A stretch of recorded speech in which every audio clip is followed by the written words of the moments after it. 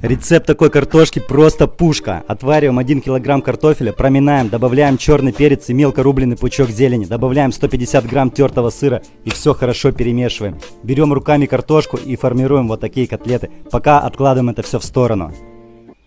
В отдельной миске разбиваем 2 куриных яйца, немного посолим и добавляем сюда 100 грамм сметаны или йогурта. Хорошо перемешиваем. Затем добавляем сюда 4 столовые ложки муки, перемешиваем до жидкого состояния.